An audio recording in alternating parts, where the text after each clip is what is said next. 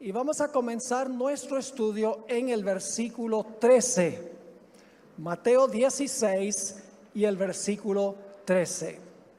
Ahora, antes de comenzar leyendo algunos versículos, necesito hablarles sobre la ocasión en que está ocurriendo lo que se encuentra registrado en Mateo 16. Jesús se había movido al norte de Israel y había inclusive salido de las fronteras de Israel al área de Tiro y Sidón. En su retorno a la tierra prometida, el Señor Jesucristo paró en una ciudad que se llama Cesarea de Filipos. Es una ciudad que quedaba en la frontera entre Israel y lo que hoy es el Líbano. El Señor Jesucristo estaba a punto de emprender su último viaje a Jerusalén para sufrir y para morir. Rodeado de la vegetación lujuriosa y bella, con el majestuoso monte Hermón en el trasfondo donde se origina el río Jordán, el Señor Jesucristo reunió a sus discípulos alrededor suyo para compartirles una verdad que los iba a sacudir hasta los mismos fundamentos de sus vidas. Sin embargo, antes de compartir esa verdad con sus discípulos que los iba a sacudir, le oró a su Padre para que lo fortaleciera en su hora de prueba y para que acompañara a los discípulos para que ellos no perdieran su fe.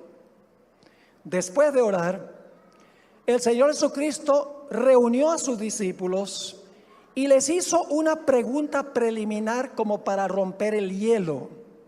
Esa pregunta se encuentra en el versículo 13 del capítulo 16. ¿Quién dicen los hombres que es el Hijo del Hombre? Es decir, hay rumores por ahí en cuanto a quién soy yo, dice Jesús. ¿Qué están diciendo por ahí en cuanto a mi identidad? Bueno, enseguida los discípulos tenían la respuesta. Probablemente fue el apóstol Pedro el que tuvo la respuesta. En el versículo 14, ellos dijeron, unos Juan el Bautista, otros Elías y otros Jeremías o alguno de los profetas. Todos meramente seres humanos. Pero ahora Jesús les hizo la pregunta que en realidad quería que contestaran. La pregunta más importante se encuentra en el versículo 15. Y Él les dijo, ¿y vosotros quién decís que soy yo? No me interesa tanto lo que están diciendo de mí por allí, porque uno no puede confiar mucho en los rumores. Me interesa saber qué piensan ustedes de mí. ¿Quién soy yo? Según ustedes, los discípulos. Pedro, quien parecía ser el portavoz de los discípulos, tenía una inmediata respuesta que se encuentra en el versículo 16. Respondiendo Simón Pedro dijo, tú eres el Cristo, el Hijo del Dios viviente. La palabra Cristo significa ungido, y el ungido era el Mesías. La palabra Christos es el equivalente al hebreo Mesías. Es decir, Pedro estaba diciéndole a Jesús, tú eres el Mesías, el Hijo de Dios. Tú no eres solamente el Hijo del hombre, tú eres el Hijo de Dios. Tú eres el Mesías que hemos estado esperando. Pedro no entendió lo que estaba diciendo. Le fue revelada esta información directamente por Dios. Noten lo que sigue diciendo en el versículo 17 de Mateo 16. Entonces le respondió Jesús, bienaventurado eres Simón, hijo de Jonás, porque no te lo reveló carne ni sangre. ¿Qué significa eso, carne ni sangre? No te lo reveló ningún ser humano, sino mi Padre que está en los cielos. Pedro estaba esperando un Mesías político, un Mesías que destruyera a los odiados romanos y pusiera su trono en Jerusalén y gobernara el mundo con mano de hierro. Esa es la clase de Mesías que estaba esperando Pedro. Él no entendía su propia confesión. Lo que él dijo no fue una intuición personal momentánea. Lo que él dijo fue una iluminación directa de Dios a su conciencia. Ahora vamos a sobreponernos, es decir, vamos a saltar por encima de los versículos 18 al 20 y vamos a volver a esos versículos un poco más adelante en nuestro estudio. Vamos al versículo 21. Esta es la gran verdad que Jesús le iba a revelar a los discípulos, que iba casi a sacudir su fe. En el versículo 21, Jesús dijo, la Biblia dice en cuanto a Jesús, desde entonces comenzó Jesús a declarar a sus discípulos que era necesario para ir a Jerusalén y padecer mucho de los ancianos, de los principales sacerdotes y de los escribas, y ser muerto y resucitar al tercer día. Cuando Jesús pronunció la palabra muerto, se apagaron los cerebros de los discípulos, como que no escucharon que Jesús dijo y resucitar al tercer día. Cuando oyeron que Jesús iba a morir, se apagó su pensar. Dijeron, no es posible. Pedro acaba de decir que Él es el Mesías, el Hijo del Dios viviente, y ahora Jesús está diciendo que Él va a sufrir y que va a morir. ¿Cómo es posible eso? En el versículo 22 nos dice que el apóstol Pedro, el discípulo, regañó al maestro. Dice allí, entonces Pedro, tomándolo aparte, comenzó a reconvenirle, es decir, comenzó a regañarlo, diciendo, Señor, ten misericordia de ti, en ninguna manera esto acontezca. ¿Entendía Pedro su propia confesión? No lo entendía. Porque para él el Mesías no moría, el Mesías reinaba, el Mesías era glorioso. Ahora Jesús dice, voy a Jerusalén, voy a padecer y voy a morir. Y ni siquiera se dieron cuenta que dijo resucitar al tercer día. Y ahora le toca a Jesús reprender a Pedro. En el versículo 23 dice, pero él volviéndose dijo a Pedro, quítate delante de mí, Satanás. Jesús no le estaba hablando tan solo a Pedro, le estaba hablando de aquel que estaba usando a Pedro para decirle eso a Jesús. Quítate de delante de mí, Satanás. Me eres tropiezo, porque no pones la mira en las cosas de Dios, sino en las de los hombres. Exactamente lo contrario de lo que había dicho anteriormente. Ahora vamos a pasar también por alto los versículos 24 al 27. Vamos a volver a ellos al final de nuestro estudio. Pero quiero que saltemos al versículo 27. Jesús sabía que sus discípulos estaban sacudidos, que estaban preocupados, angustiados, porque habían oído a Jesús decir que iba a sufrir e iba a morir. Y Jesús sabía que necesitaban una palabra de ánimo, que había algo más allá de la cruz. Y por lo tanto Jesús en el versículo 27 dijo lo siguiente, porque el Hijo del Hombre vendrá en la gloria de su Padre con sus ángeles, y entonces pagará a cada uno conforme a sus obras. Y ahora los discípulos están pensando, Él dijo que iba a ir a Jerusalén, iba a morir, y ahora está diciendo que va a venir en la gloria de su Padre con todos sus santos ángeles. Debe haber algo después de su muerte. Estaban confundidos, no entendían plenamente cómo se podía reconciliar el sufrimiento y la muerte de Cristo con la idea de que iba a venir en gloria con sus santos ángeles. Y luego en el versículo 28, el Señor Jesucristo dijo algo muy enigmático y sorpresivo. Dice en el versículo 28, de cierto os digo que hay algunos de los que están aquí. ¿Quiénes eran los que estaban allí? Los 12 discípulos estaban allí. Hay algunos de los que están aquí que no gustarán la muerte hasta que hayan visto al Hijo del Hombre viniendo en su reino. ¿Cuántos de los 12 apóstoles están muertos hoy? ¿Cristo ha venido? No. Entonces Jesús mintió. No. Tiene que haber una explicación de cómo es que Jesús dice que Él va a venir en gloria con todos sus santos ángeles.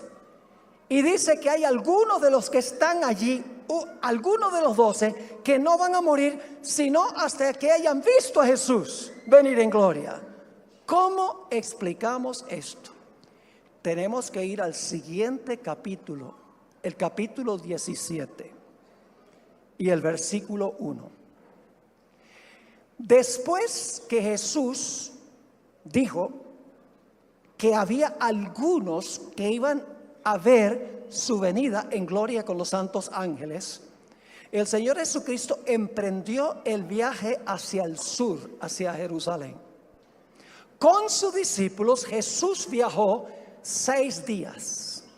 Como era costumbre, el rabino caminaba adelante y los discípulos caminaban unos pasos atrás. Los discípulos estaban con la cabeza abajo, deprimidos, confundidos. Se daban cuenta que iban rumbo a Jerusalén y Jesús había dicho que iba a sufrir e iba a morir en Jerusalén.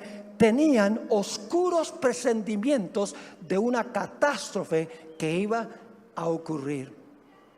Jesús condujo a sus discípulos durante esos 6 días a lo largo de la ribera occidental del mar de Galilea. Después de 6 días de viaje, llegó probablemente al monte Tabor, que queda en la esquina sudoccidental del mar de Galilea. Por 6 días los discípulos no habían podido dormir ni descansar. Estaban preocupados en cuanto a lo que había dicho Jesús, en cuanto a su sufrimiento y su muerte. El Señor Jesucristo, después de los 6 días de viaje, tomó a 3 de sus discípulos para llevarlos a la cima del monte. Eso es lo que dice en el libro de Mateo, capítulo 17 y el versículo 1. Dice: 6 días después, Jesús tomó a Pedro, a Jacobo y a Juan su hermano y los llevó aparte a un monte alto. ¿A cuántos discípulos llevó Jesús? Algunos, 3 de los 12. Es decir, los que van a presenciar a Jesús como vendrá en gloria eran 3, no todos los 12. Esta es la única vez en los evangelios sinópticos, que son Mateo, Marcos y Lucas, a donde se menciona un intervalo de tiempo entre un evento y otro. 6 días. Quiere decir que hay una conexión entre lo que dijo el Señor Jesucristo 6 días antes de que lo iban a ver venir en gloria con los santos ángeles y el evento que ocurrió en este monte que se conoce como el monte de la transfiguración. Ahora nos preguntamos, ¿por qué es que Jesús llevó a estos 3? ¿Por qué escogió a Pedro, a Santiago y a Juan? Hay una razón. Y es que cuando Jesús pasó por sus peores sufrimientos en el huerto del Getsemaní y sudó grandes gotas de sangre, los únicos discípulos que escucharon su agonía fueron estos 3. Ellos necesitaban una palabra de ánimo especial, porque iban a presenciar ocularmente y con sus oídos el terrible sufrimiento y necesitaban recordar que después del sufrimiento vendría la gloria. Nos dice Mateo 26, 37 y 38, cuando 6 meses más tarde estaban en el huerto de Getsemaní y tomando a Pedro y a los 2 hijos de Zebedeo, comenzó a entristecerse y a angustiarse en gran manera.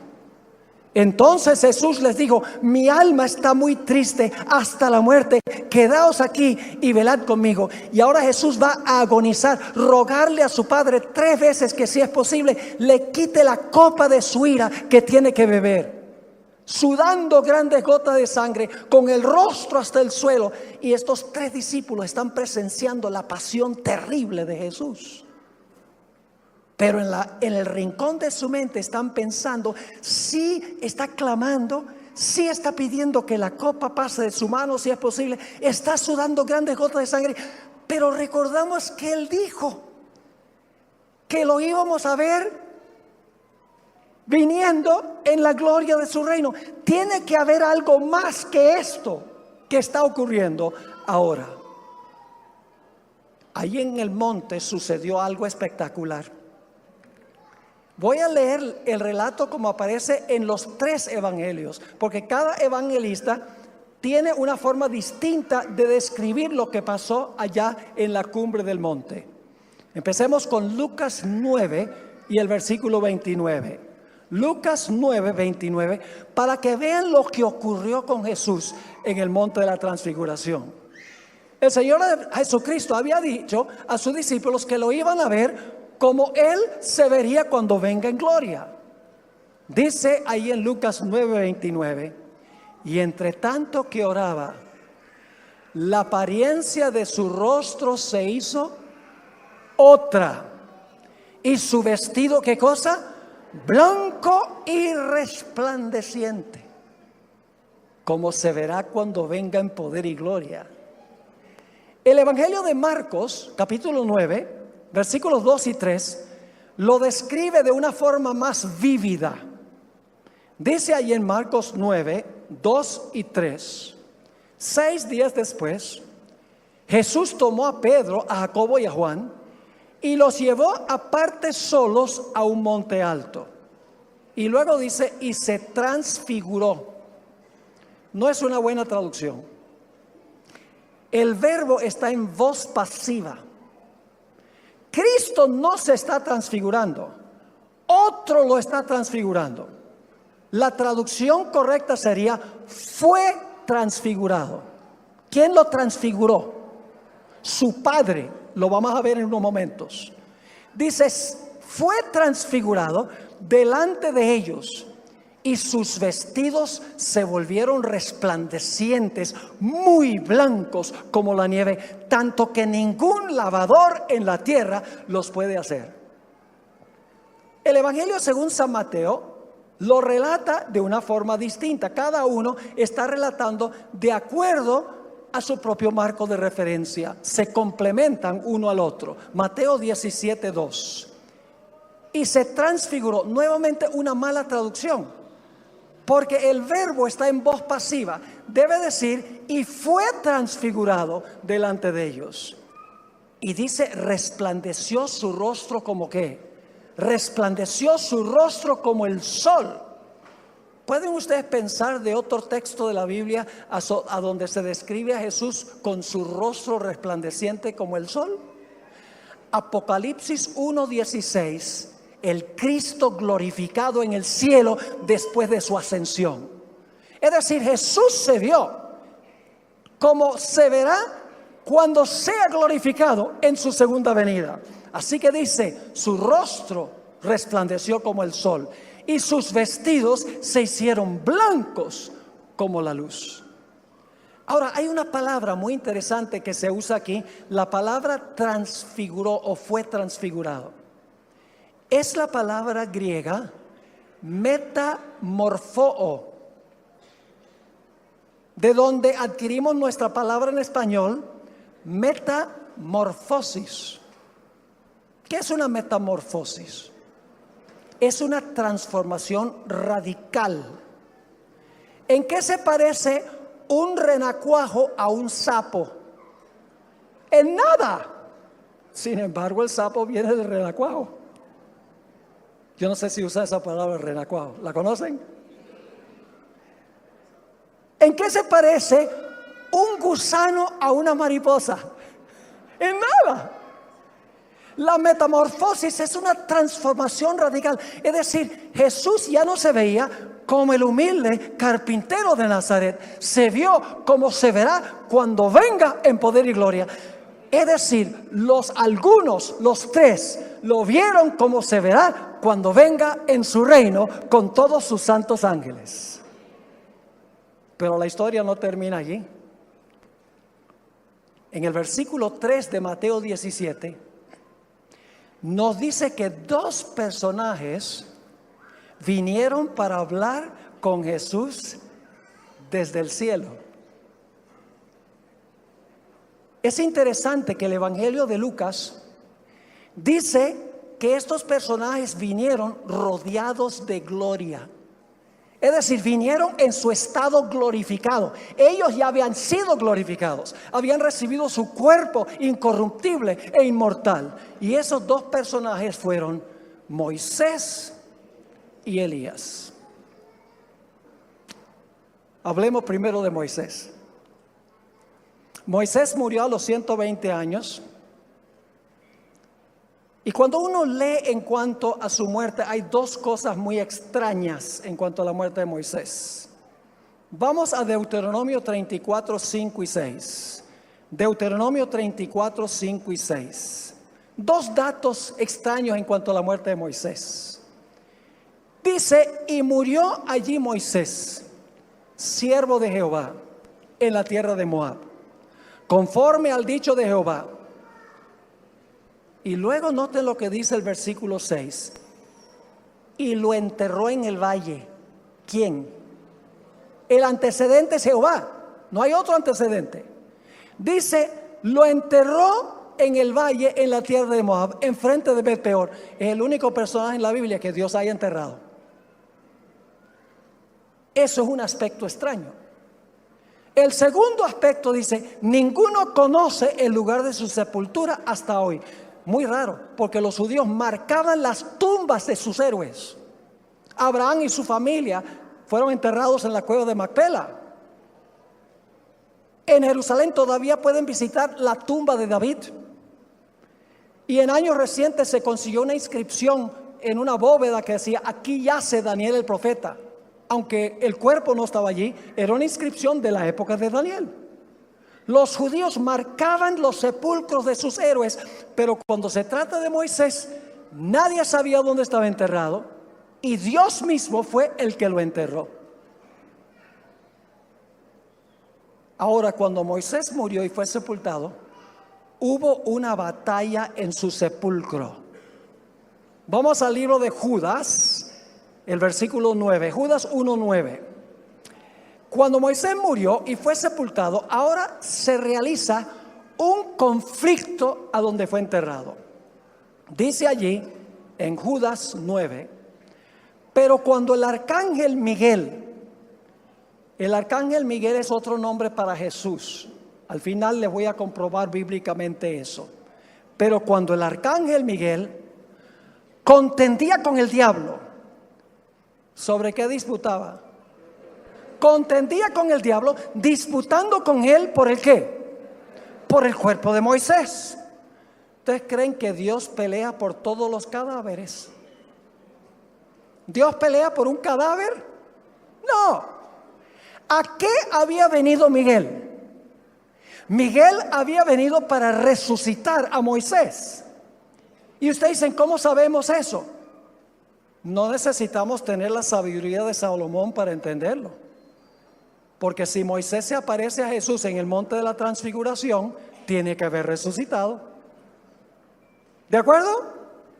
Vino a Jesús en el monte de la transfiguración. Si ese es el caso, tiene que haber resucitado. Miguel vino y lo llamó del sepulcro y se lo llevó ¿a dónde? Se lo llevó al cielo. Murió, resucitó y ascendió al cielo. La disputa era muy sencilla. Moisés pecó al final de su vida. Y Satanás decía, Moisés es mío porque pecó. La paga del pecado es muerte. Pero Miguel, nombre de Cristo Jesús, significa quien es como Dios. Dice, no niego que Moisés haya pecado. Pero Moisés se arrepintió, confesó su pecado y confió en mi sacrificio en la cruz. Y Satanás dice, ¿cuál sacrificio si tú no has muerto todavía?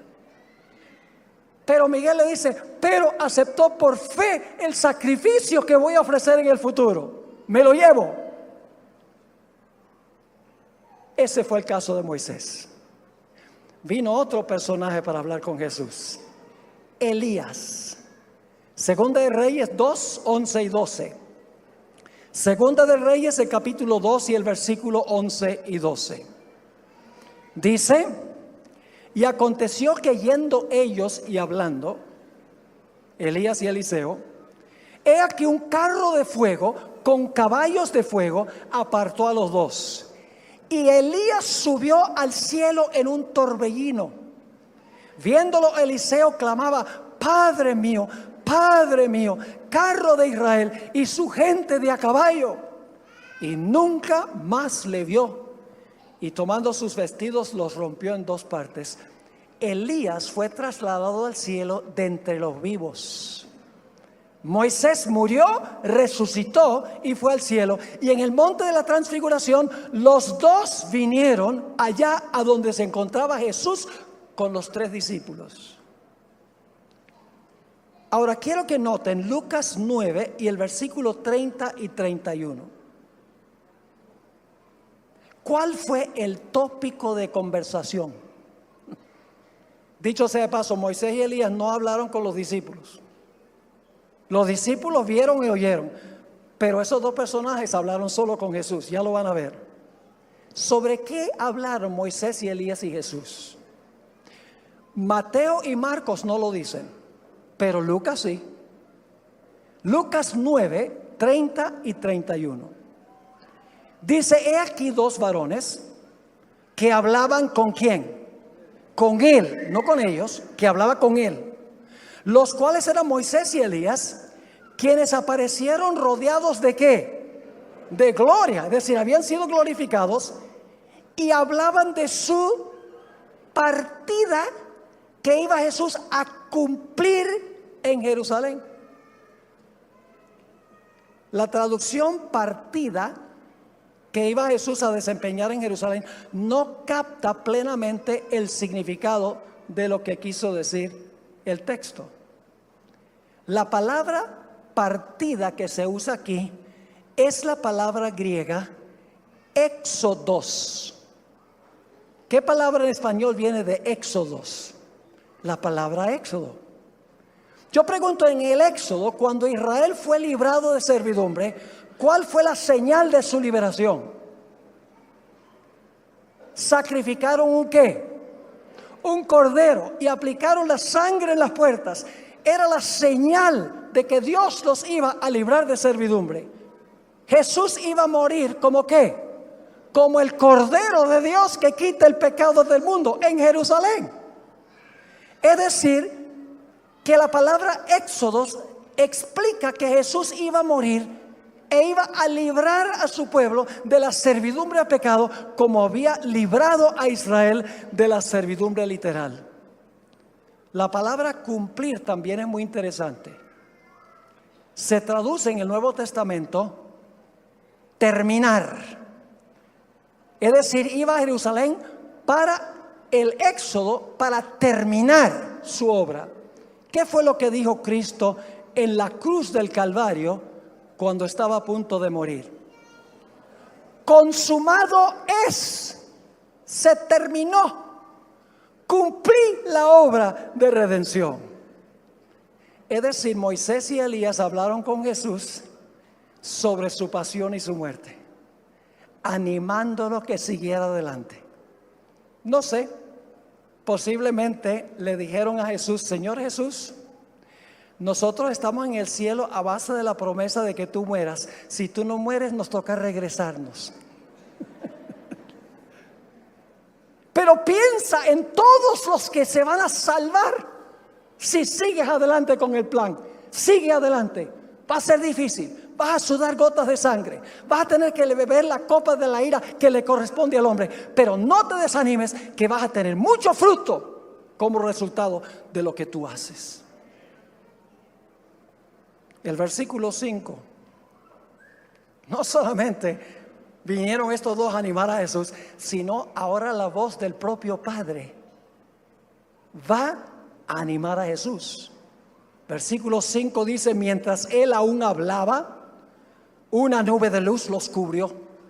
Y he aquí una voz desde la nube que decía: este es mi Hijo amado, en quien tengo complacencia. A él oíd. Le está diciendo a los discípulos: ustedes no entienden todo ahora, pero háganle caso a Jesús, porque Él es mi Hijo.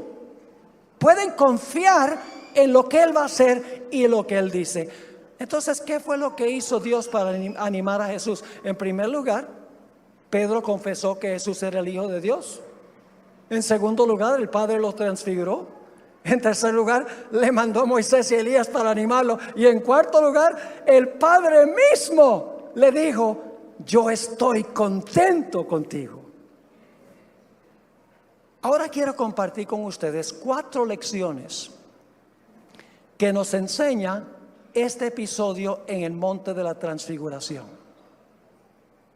La primera lección tiene que ver con uno de los versículos que pasé por alto. Mateo 16 y el versículo 18. Es un texto controversial y no debe serlo. Dice allí, en Mateo 16, 18, Jesús le está hablando a Pedro: yo también te digo que tú eres Pedro. La palabra griega Petros, piedrecita, movible, inestable. Tú eres Pedro. Y sobre esta roca, hablando Jesús de sí mismo, sobre esta roca edificaré mi iglesia, y las puertas del Hades no prevalecerán contra ella. ¿Qué significa la palabra Hades? La palabra Hades sencillamente significa el sepulcro. Así se traduce, por ejemplo, en 1 Corintios 15 y el versículo 55. Cuando resuciten los muertos al final de la historia, van a cantar: ¿dónde está, oh muerte, tu aguijón? ¿Dónde, oh sepulcro, tu victoria? Es la misma palabra, Hades. El Hades es el sepulcro. Así que Jesús está diciendo: sobre esta roca, sobre su persona, edificaré mi iglesia, y las puertas del sepulcro no prevalecerán contra ella. ¿Por qué es que las puertas del sepulcro no van a perseverar contra la iglesia?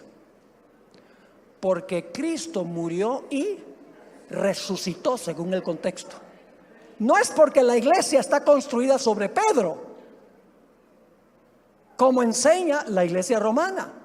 Es porque la iglesia está fundada sobre Cristo. Y Cristo murió y resucitó. Eso dijo: porque yo vivo, vosotros también viviréis. Porque Cristo murió y resucitó, su iglesia, aunque muriere, vivirá. En Apocalipsis 1, 17 y 18 se usa la palabra Hades de nuevo. Dice Juan: cuando le vi, caí como muerto a sus pies. Y él puso su diestra sobre mí, diciéndome: no temas. Este es Jesús hablando: yo soy el primero y el último, y el que vivo y estuve muerto. Mas he aquí que vivo por los siglos de los siglos. Amén. Jesús dice: yo estuve muerto y vivo. Y ahora fíjense lo que dice Jesús: y tengo las llaves de la muerte y del sepulcro. ¿Por qué es que la muerte y el sepulcro no van a prevalecer contra la iglesia? Porque está edificada sobre Cristo, quien murió y resucitó. Porque yo vivo, vosotros también viviréis.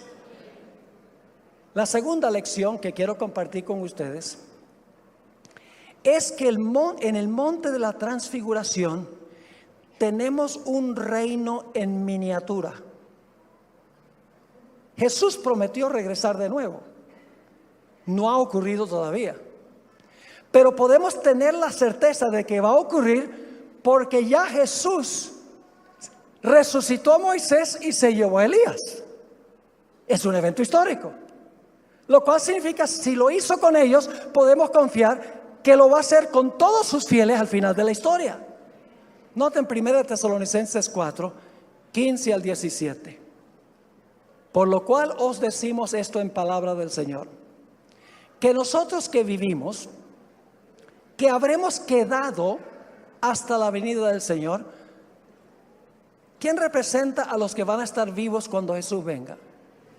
Elías, que no murió y fue trasladado. Los que habremos quedado hasta la venida del Señor, no precederemos a los que durmieron. ¿Quién representa a los que durmieron? Moisés. Y aquí está el tercer personaje en el monte. Porque el Señor mismo, ¿quién es ese? ¿Quién es el Señor mismo? Jesús. Porque el Señor mismo, con voz de mando, con voz de arcángel. ¿Cuál arcángel? Miguel. Y con trompeta de Dios descenderá del cielo. Y los muertos en Cristo resucitarán primero. ¿Por qué es que la muerte no prevalece contra la iglesia? Porque Cristo murió y resucitó. Los muertos en Cristo resucitarán primero. Luego nosotros, los que vivimos, los que hayamos quedado, seremos arrebatados juntamente con ellos en las nubes para recibir al Señor en el aire, y así estaremos siempre con el Señor. En ese clásico libro, El deseo de todas las gentes, la escritora lo expresó de esta forma: sobre el monte, el futuro reino de gloria fue representado en miniatura. Cristo el Rey, Moisés el representante de los santos resucitados, y Elías de los que serán trasladados. No tenemos nada más que confiar que ocurrirá, porque ya ocurrió. Ya Moisés y Elías están allá en el cielo, lo cual significa que si ocurrió, podemos confiar de que nuevamente en el futuro ocurrirá con todos los fieles de Dios. La tercera lección es muy importante. ¿Cuál es la tercera lección? La tercera lección, hermanos y hermanas, apreciadas visitas, es que la palabra profética de Dios es más confiable que nuestros ojos y oídos. Esto es más confiable que lo que oímos y vemos. ¿Y ustedes saben de eso? El apóstol Pedro, muchos años después, escribió en cuanto a lo que pasó en el monte. El relato está en 2 de Pedro 1, 16 al 21. 2 de Pedro 1, 16 al 21. Aquí Pedro, el mismo Pedro que estuvo en el monte de la transfiguración, escribió lo siguiente: porque no os hemos dado a conocer el poder y la venida de nuestro Señor Jesucristo siguiendo fábulas artificiosas. Es decir, nosotros no estamos inventando esto, sino como habiendo ¿qué? Visto con nuestros propios ojos su majestad. Pues cuando él recibió de Dios Padre honra y gloria, le fue enviada desde la magnífica gloria una voz que decía: este es mi Hijo amado, en el cual tengo complacencia. Y nosotros oímos ¿qué? Esta voz enviada del cielo cuando estábamos en el Monte Santo. Es decir, vimos y oímos. No inventamos esto. Pero ahora quiero que noten lo que dice el versículo 19. Versículo 19. Tenemos también. ¿Qué indica la palabra también? Además de los ojos y los oídos, tenemos también la palabra profética más segura. ¿Más segura que qué?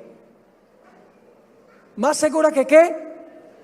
Más segura que lo que vemos y lo que oímos. Y ustedes dicen, ¿por qué es importante esto? Les explico. La Biblia nos dice en 2 de Tesalonicenses 2 y Mateo 24 que Satanás va a falsificar la segunda venida de Cristo.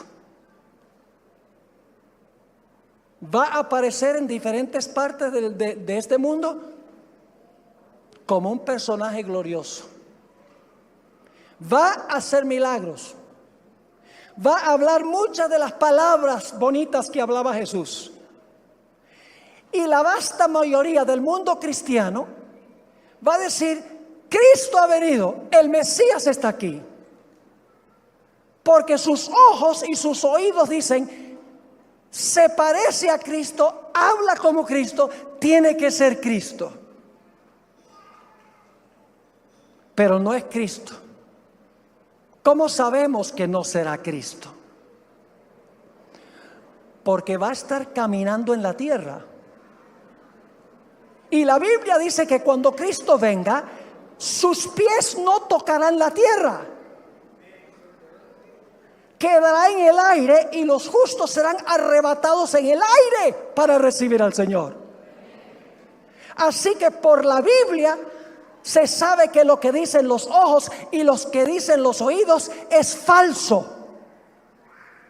Nuestra única protección está en conocer este libro y vivir por este libro. No lo que dicen nuestros ojos, no lo que dicen los oídos, no lo que dicen los expertos, no lo que dice la mayoría, no lo que dice la iglesia, lo que dice la palabra de Dios, la palabra profética más segura. Jesús advirtió en Mateo 24, 25 al 27, porque se levantarán falsos cristos y falsos profetas, y harán grandes señales y prodigios, de tal manera que engañarán, si fuere posible, aún a los escogidos. Ya os lo he dicho antes. Así que si os dijeron: mirad, está en el desierto, ¿qué debemos hacer? No salgáis. Está en Caracol, no dice eso, pero tampoco debemos verlo. O mirad, está en los aposentos, ¿qué cosa? No lo creáis.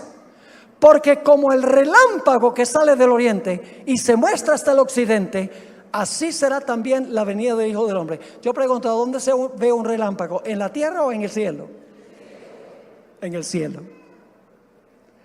La cuarta lección que quiero compartir con ustedes en cuanto al monte de la transfiguración es que no hay corona sin cruz.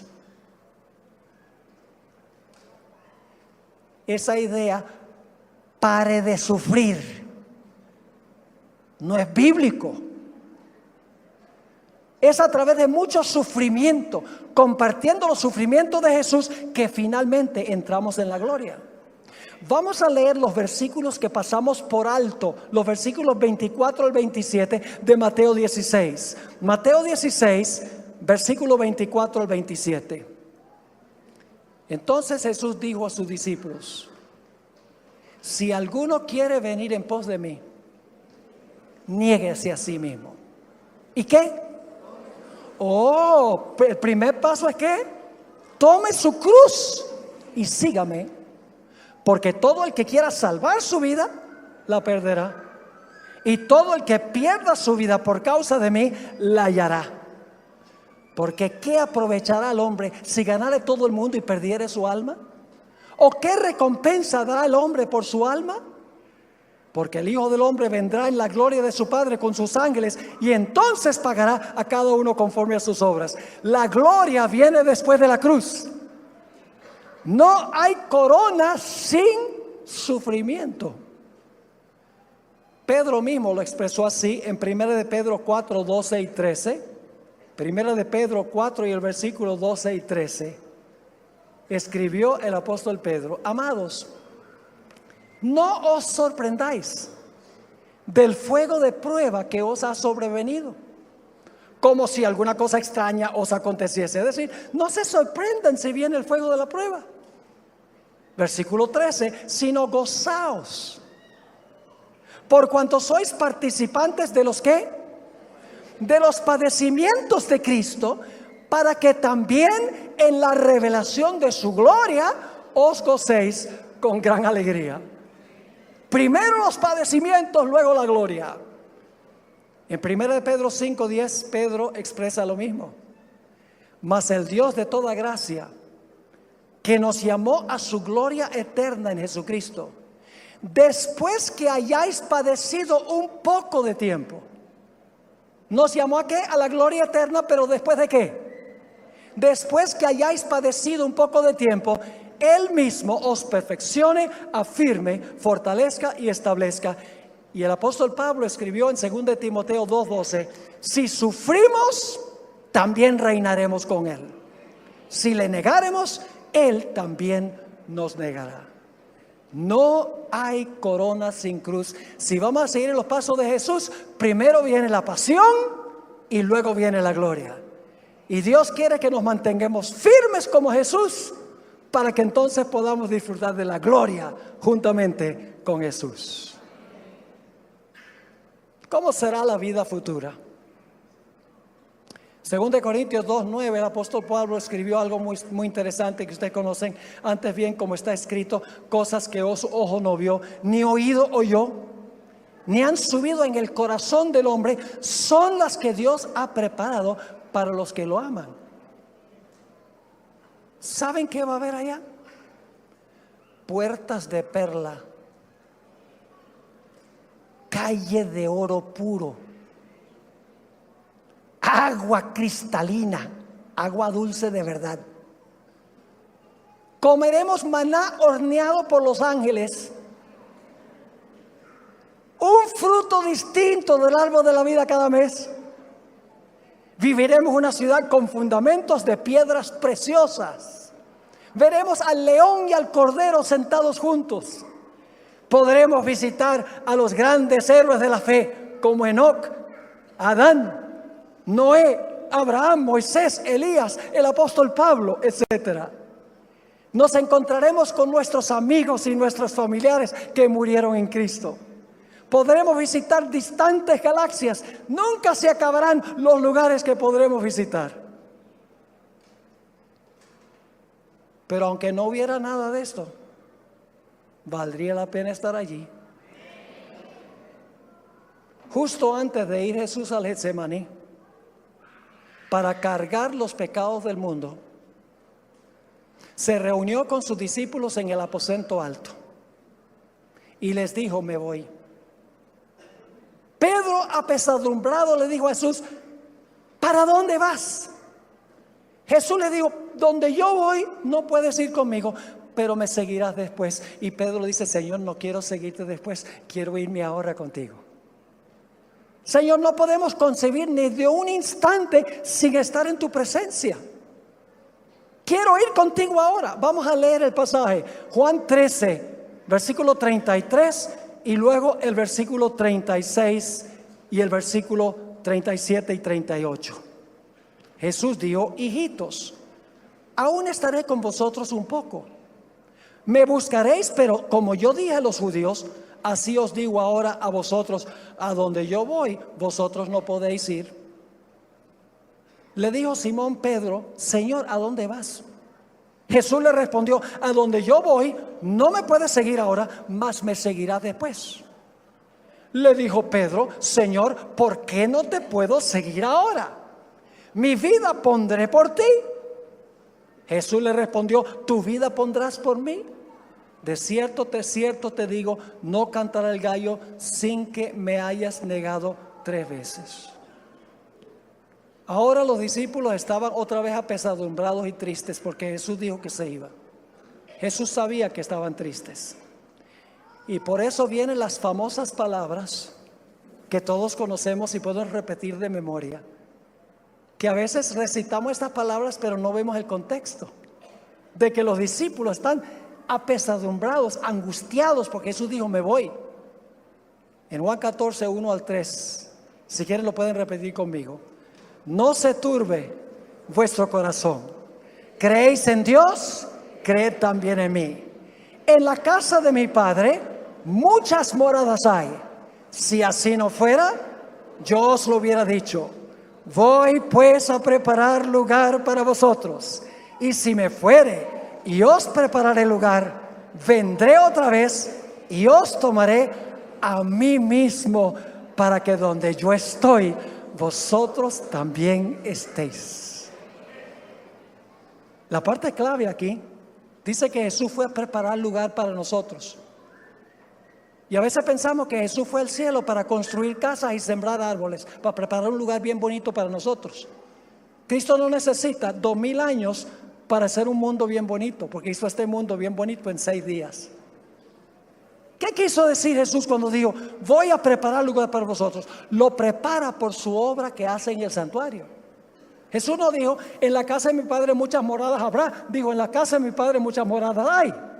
Cuando lo dijo, lo más importante es que Jesús dijo, os tomaré a mí mismo, para que donde yo estoy, vosotros también estéis. El cielo es estar con Jesús. El pasaje que leímos en 1 Tesalonicenses 4 básicamente dice lo mismo. Dice el versículo 17 para leer de nuevo: luego nosotros los que vivimos, los que hayamos quedado, seremos arrebatados juntamente con ellos, es decir, con los que murieron y resucitaron, en las nubes para recibir al Señor en el aire. Y ¿qué es lo más importante? Y así estaremos siempre con el Señor, para que donde yo estoy, vosotros también estéis. Estaremos siempre con el Señor. En Apocalipsis 21 y el versículo 2 hasta el versículo 4, nuevamente viene la misma idea. Dice: yo, Juan, vi la santa ciudad, la nueva Jerusalén, descender del cielo de Dios, dispuesta como una esposa ataviada para su marido. Y oí una gran voz del cielo que decía: he aquí el tabernáculo de Dios, ¿qué? Con los hombres, y Él morará con ellos, y ellos serán su pueblo, y Dios mismo estará con ellos como su Dios. ¿Qué es el cielo? Que Jesús esté donde estamos nosotros y viceversa. Enjugará Dios toda lágrima de los ojos de ellos, y ya no habrá muerte, ni habrá más llanto, ni clamor, ni dolor, porque las primeras cosas pasaron.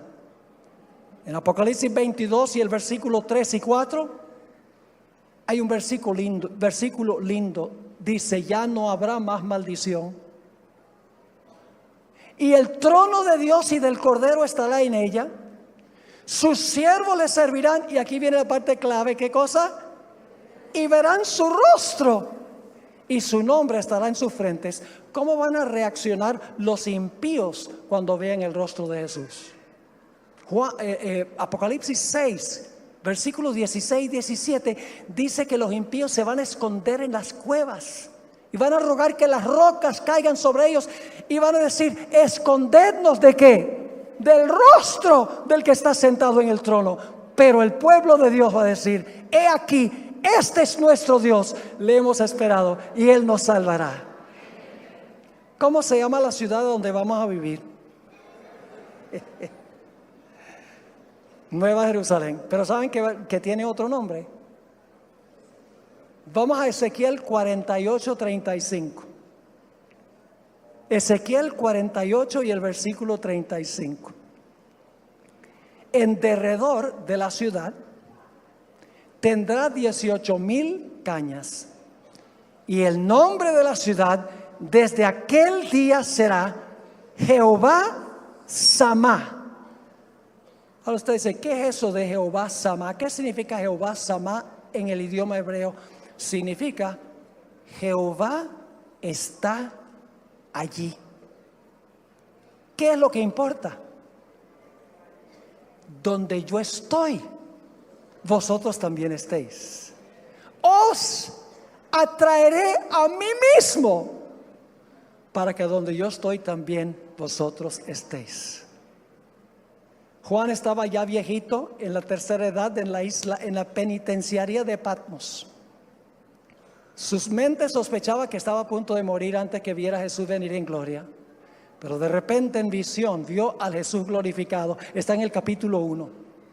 Y Juan pensó: ¿será que ha llegado el momento de ver a mi querido Jesús regresar en gloria? No.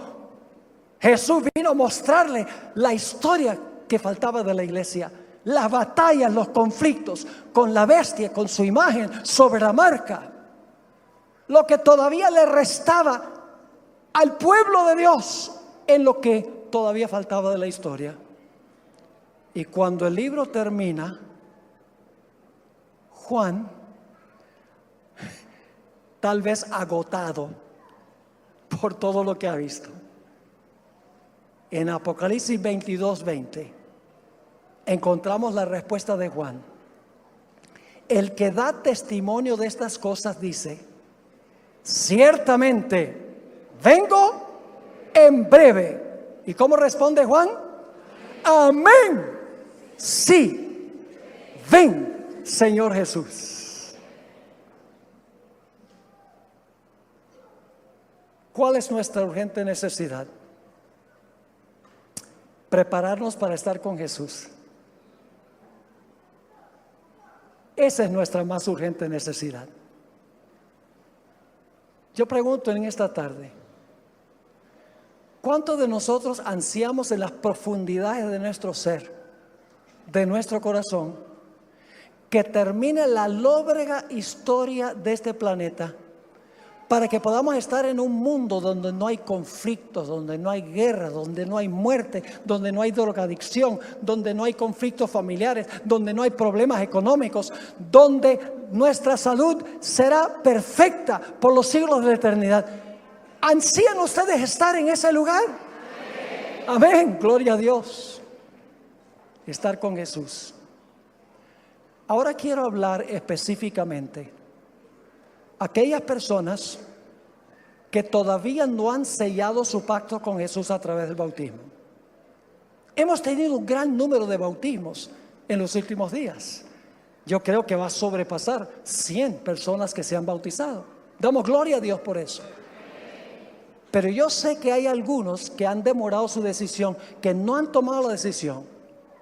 Y en este momento yo quiero darles la oportunidad de que ustedes tomen esa decisión definitiva. Y usted dice, ¿pero para qué el bautismo? Porque en el momento del bautismo es que nosotros nos unimos a Cristo Jesús y a su familia, que es el primer paso que tomamos para prepararnos para ese lugar a donde vamos a ir con Jesús. Nos incorporamos en Él. Hay muchos aquí que no estuvieron cuando yo di una ilustración, y la voy a dar de nuevo porque yo creo que hay personas aquí que no estuvieron cuando yo di esta ilustración. Todos esta tarde, los que estábamos aquí, presenciamos este hermoso bautismo, y durante el transcurso de la semana vimos varios bautismos. Yo pregunto, ¿qué es lo último que hizo cada candidato antes que el pastor los sumergiera debajo del agua? Dejó de respirar. ¿Qué hacía el candidato mientras estaba debajo del agua? No respiraba. ¿Qué fue lo primero que hicieron cuando salieron del agua? Respiraron de nuevo. En miniatura pasaron por la experiencia de Cristo, porque Cristo en la cruz expiró. Mientras estaba en el sepulcro no respiró, pero al tercer día respiró de nuevo. Es decir, el símbolo del bautismo es nuestra incorporación a Jesús. En ese momento llegamos a estar en Cristo. Ya Dios no nos mira a nosotros, sino que mira a Jesús, nuestro intercesor, nuestro abogado. Su justicia está en lugar de nuestra injusticia. Nuestros pecados son sepultados y Dios nos mira como si nunca hubiéramos pecado. Yo pregunto en esta tarde, ¿hay personas aquí que todavía no han tomado esa decisión en esta última reunión? Que quieren decirle al Señor Jesús, sí, Señor Jesús, yo quiero, por tu gracia, prepararme para sellar mi pacto contigo. Yo quiero que tú me incluyas en ti. Yo quiero estar en Cristo. Yo quiero comenzar con este primer paso, incorporarme a Él. Y yo quiero de esta manera ser miembro de su familia, para que cuando Cristo venga, yo pueda decir, he aquí, este es mi Dios. Le he esperado, Él me salvará. ¿Hay alguien aquí que todavía no ha tomado el paso del bautismo, que quiere decirle al Señor Jesús, yo decido en este momento? Pónganse de pie. Pónganse de pie los que están respondiendo a este llamado. Es más, ustedes saben que los voy a llamar para que vengan aquí al frente, ¿verdad? Los que levantaron la mano, vengan aquí a la plataforma. Miren, tenemos los niños que están respondiendo al llamado, pero hay lugar para todos. Por favor, acérquense aquí. Los que todavía no han tomado este paso, en este momento Dios les está dando la oportunidad de tomar la decisión definitiva de unirse con Cristo Jesús como su Salvador y su Señor. Miren cómo los niños dan el ejemplo. Por eso Jesús dijo: dejad que los niños vengan a mí, porque de ellos es el reino de los cielos. Los niños no tienen ningún problema con responder al llamado del Señor. No ponen trabas, no piensan de los obstáculos. Sencillamente responden al llamado de Jesús. Aquí tenemos a un adulto que viene. Gloria a Dios, gloria a Dios. ¿Hay alguien más aquí? Tenemos personas en el auditorio. Tenemos personas en la cancha. Personas que están observando esta presentación a través del internet. Indudablemente muchos de ellos también están tomando su decisión en este momento. Damos a gloria a Dios por eso. Acércate.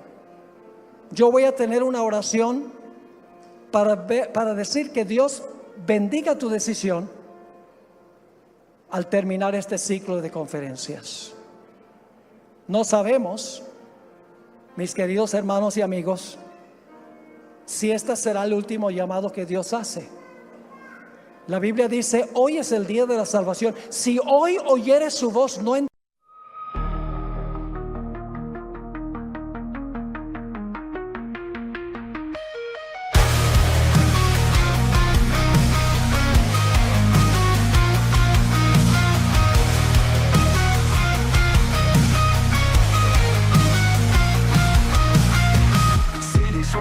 Mechanical shadow, the neon whispers, secrets don't follow.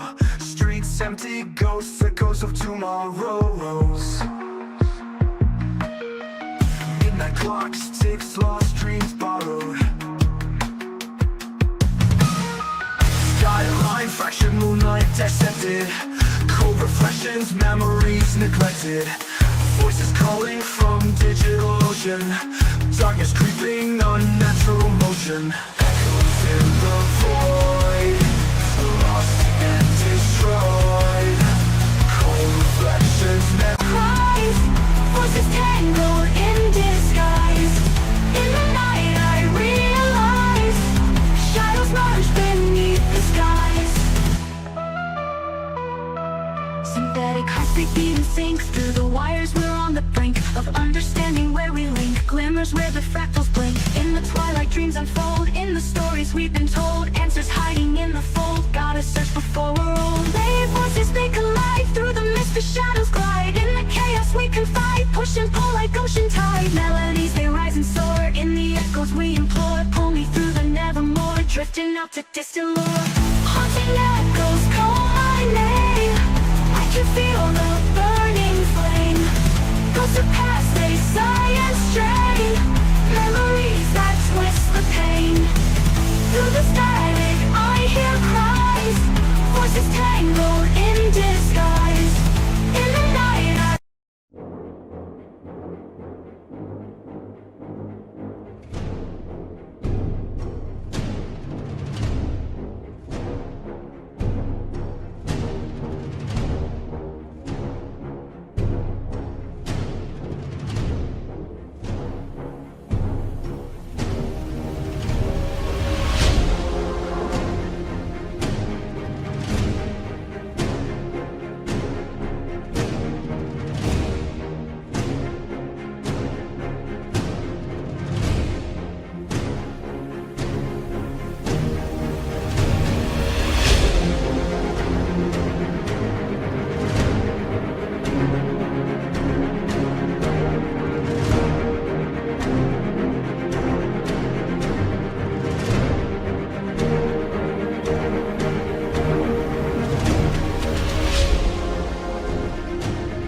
endurezcas tu corazón. Así que no podemos postergar ni demorar. Este es el momento de tomar la decisión. ¿Quieren venir al frente? Aquellas personas a quienes el Espíritu Santo está impresionando. Creo que vamos a tener un bautismo. Vamos a tener ahora un bautismo.